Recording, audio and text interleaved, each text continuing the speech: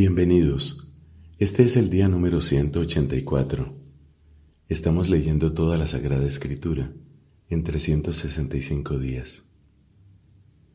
Con humildad nos acercamos al Señor, porque su palabra es dádiva, es don, y queremos recibirlo con gratitud y queremos que pueda dar su fruto en nosotros.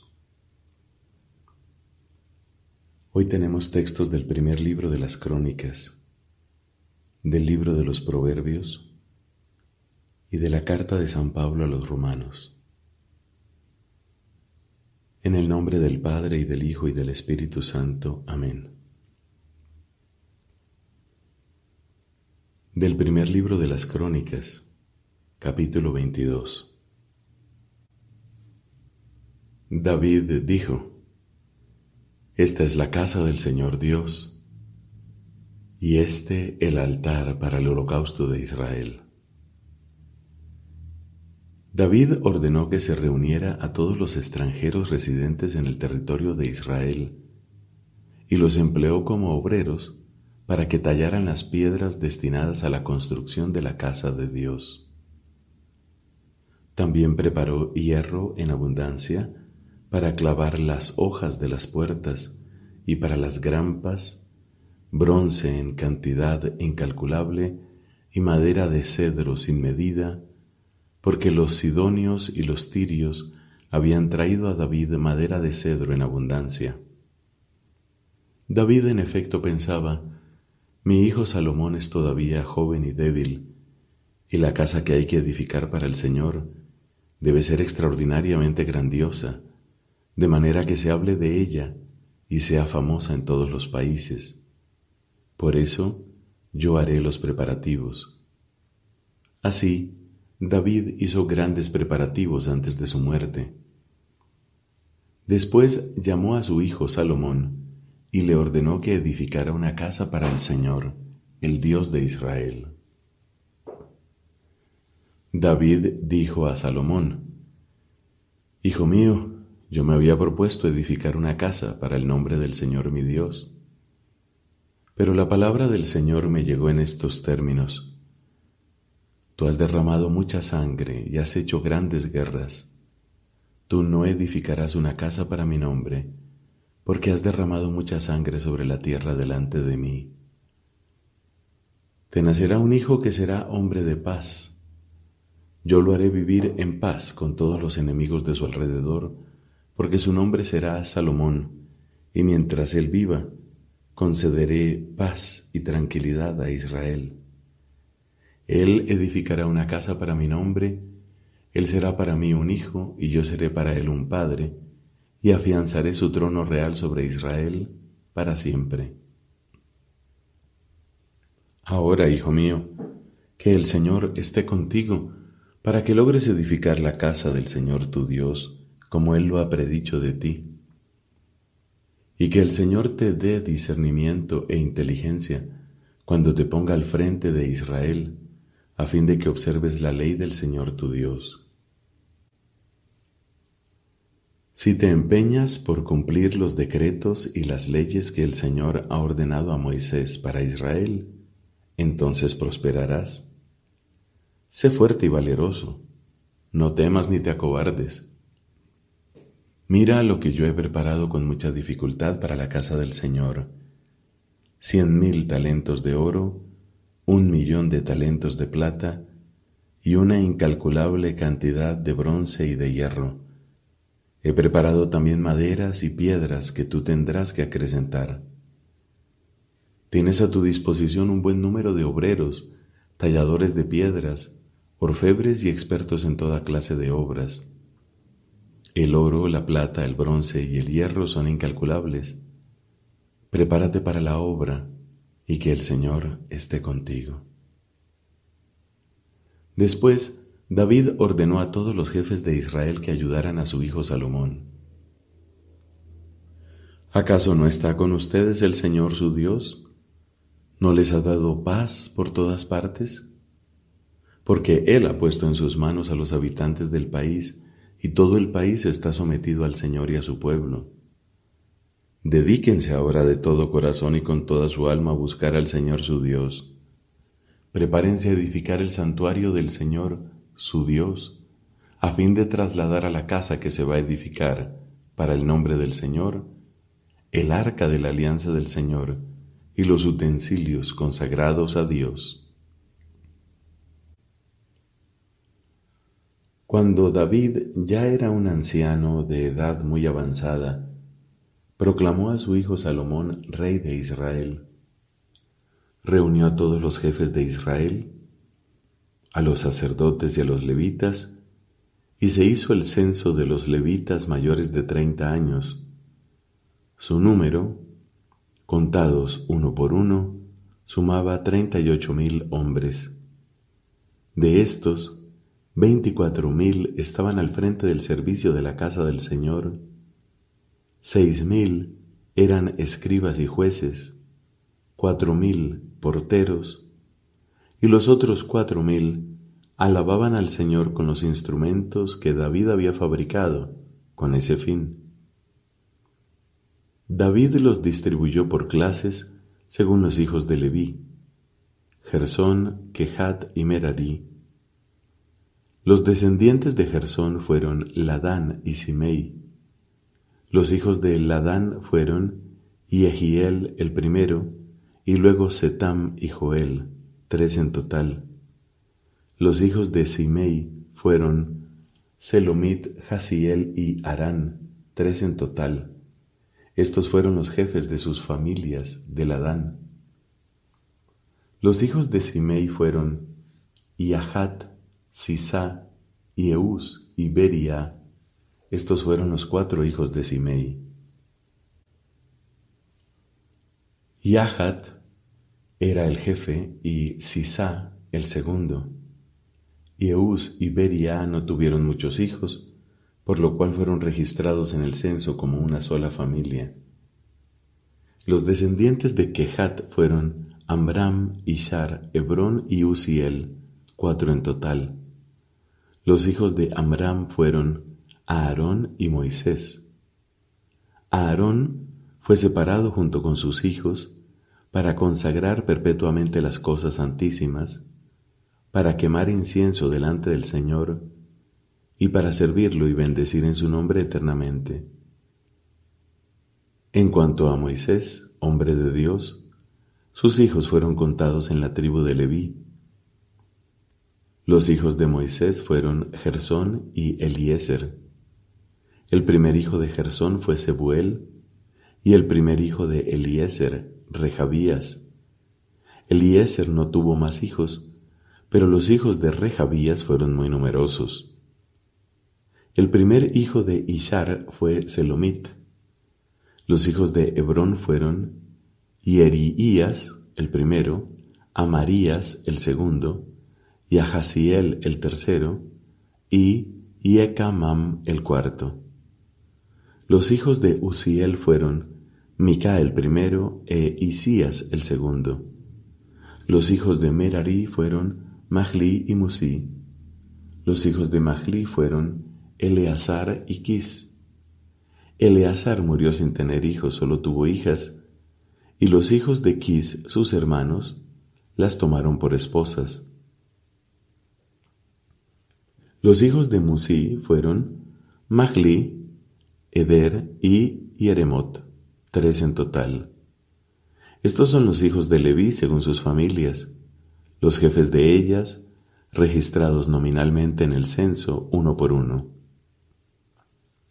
Ellos estaban dedicados al servicio de la casa del Señor a partir de los 20 años de edad.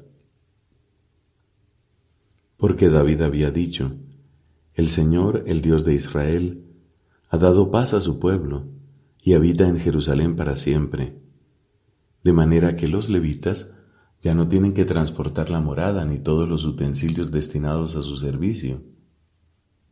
Conforme a estas últimas disposiciones de David, se hizo el cómputo de los hijos de Leví de 20 años para arriba. Estaban a las órdenes de los hijos de Aarón para el servicio de la casa del Señor, teniendo a su cargo los atrios y las habitaciones, la purificación de todas las cosas sagradas, y la obra del servicio de la casa de Dios. Asimismo, tenían a su cargo los panes de la ofrenda, la harina para la oblación, las tortas en levadura, las ofrendas fritas a la sartén o cocidas, y todas las medidas de capacidad y longitud. Tenían que presentarse cada mañana y cada tarde para dar gracias y alabar al Señor. Además, debían ofrecer los holocaustos al Señor en los sábados, novilunios y solemnidades, según el número y el rito establecido delante del Señor para siempre. En resumen, ellos tenían a su cargo el cuidado de la carpa del encuentro y la custodia del santuario, y debían servir a los hijos de Aarón, sus hermanos, en el culto de la casa del Señor. Los descendientes de Aarón también estaban distribuidos por clases. Los hijos de Aarón fueron Nadab, Abiú, Eleazar e Itamar. Nadab y Abiú murieron antes que su padre sin tener hijos, y fueron Eleazar e Itamar los que ejercieron las funciones sacerdotales. David, junto con Sadoc, de los hijos de Eleazar, y con Ahimelech, de los hijos de Itamar, los dividió en clases y los registró según sus funciones. Entre los hijos de Eleazar había más varones que entre los hijos de Itamar, y por eso, al ser divididos, los jefes de familia fueron 16 entre los hijos de Eleazar y 8 entre los hijos de Itamar. Unos y otros fueron divididos por sorteo, porque tanto entre los hijos de Eleazar como entre los hijos de Itamar había jefes consagrados y jefes al servicio de Dios. El escriba Semaías, hijo de Natanael, uno de los levitas, los inscribió en presencia del rey de los jefes y en presencia del sacerdote Sadoc, de Ahimelech, hijo de Abiatar, y de los jefes de las familias sacerdotales y levíticas. Se echaba la suerte, una vez por Itamar y 2 veces por Eleazar. La primera suerte cayó sobre Jehoiarib, la segunda sobre Yedaías, la tercera sobre Harim, la cuarta sobre Seorim, la quinta sobre Malquías, la sexta sobre Miamim, la séptima sobre Acós, la octava sobre Abías, la novena sobre Yesúa, la 10ª sobre Secanías, la 11ª sobre Eliasib, la 12ª sobre Iaquim, la 13ª sobre Jupá, la 14ª sobre Iesebab, la 15ª sobre Bilgá, la 16ª sobre Imer, la 17ª sobre Gesir, la 18ª sobre Japisés, la 19ª sobre Petajías, la 20ª sobre Ezequiel, la 21ª sobre Iaquín, la 22ª sobre Gamul, la 23ª sobre Delaías, la 24ª sobre Maasías. Esta fue su distribución por turnos para entrar en la casa del Señor, conforme al reglamento establecido por Aarón su padre, como lo había ordenado el Señor, el Dios de Israel. Los hijos de Leví que aún quedaban eran los siguientes: de los hijos de Amram, Subael; de los hijos de Subael, Yehdías; de Rehabías y sus hijos, el jefe era Isías; de los Isharitas, Selomot; de los hijos de Selomot, Yahat; de los hijos de Hebrón, el jefe era Ierías; Amarías el segundo, Yaxziel el tercero, y Yecamam el cuarto; de los hijos de Uziel, Micá; de los hijos de Micá, Samir. Isaías era hermano de Micá, y el jefe de los hijos de Isías era Zacarías. De los hijos de Merari, Mahli y Musí, además de los descendientes de su hijo Yaasías. Hijos de Merari, por la línea de su hijo Yaasías, Soham, Sakur e Ibri. Por parte de Mahli, Eleazar, que no tuvo hijos. Por parte de Quis, su hijo Yerahmel. Los hijos de Musí eran Mahli, Eder y Yerimot. Estos eran los hijos de Leví, agrupados por familias. También ellos, igual que sus hermanos los hijos de Aarón, participaron del sorteo en presencia del rey David, de Sadoc, de Ahimelech y de los jefes de las familias sacerdotales y levíticas. En cada familia, el jefe fue tratado de la misma manera que su hermano menor. Palabra de Dios. Te alabamos, Señor. Del libro de los Proverbios, capítulo 15, versículos del 18 al 33. El hombre iracundo provoca altercados. El que tarda en enojarse aplaca las disputas. El camino del perezoso es como un cerco de espinas, pero la senda de los laboriosos está despejada. Un hijo sabio es la alegría de su padre. Un hijo necio desprecia a su madre. La necedad es la alegría del insensato, pero el inteligente va derecho por su camino. Por falta de deliberación fracasan los planes. Con muchos consejeros se llevan a cabo. Es un placer para el hombre dar una buena respuesta. Y qué buena es una palabra oportuna. El prudente sube por un sendero de vida, y así se aparta del abismo profundo. El Señor derriba la casa de los soberbios, pero mantiene en pie los linderos de la viuda. Las malas intenciones son abominables para el Señor, pero le agradan las palabras puras. El que obtiene ganancias deshonestas perturba su casa. El que detesta el soborno vivirá. El justo medita antes de responder, pero la boca de los malos rebosa maldad.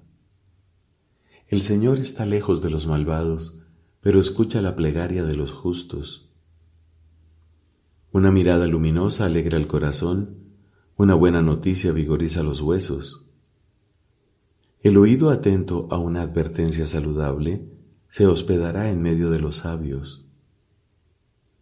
El que rechaza la corrección se desprecia a sí mismo.